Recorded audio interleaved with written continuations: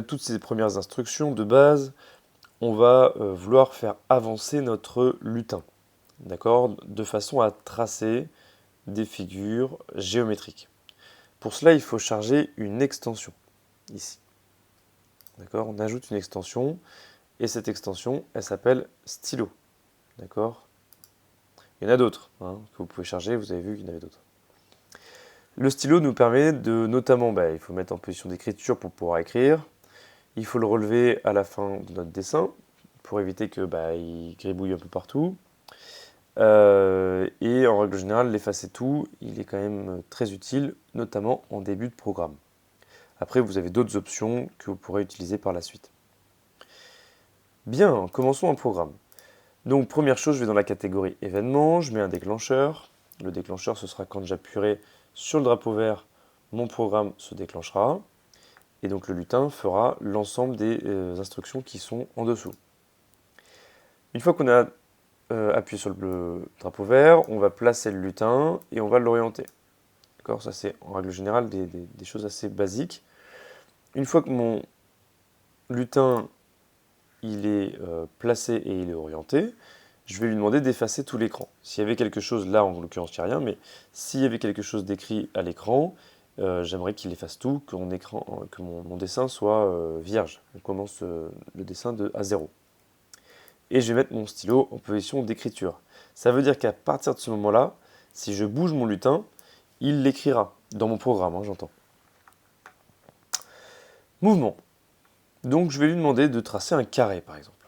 Pour tracer un carré, il faut avancer. Donc tiens, on va faire un carré de 100 pas. Donc on va avancer de 100 et on va tourner de 90.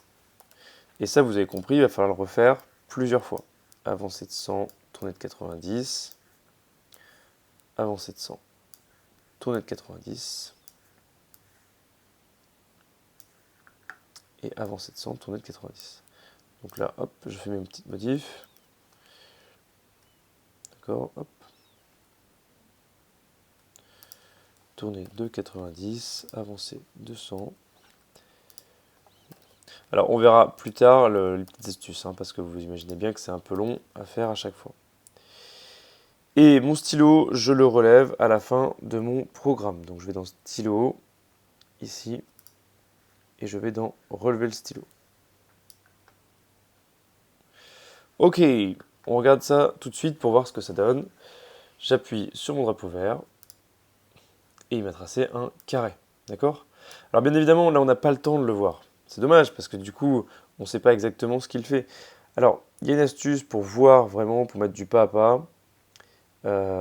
C'est tout simplement d'aller dans... Pardon, je cherche le bloc attendre, qui se situe dans le contrôle. Voilà, cherchez bien.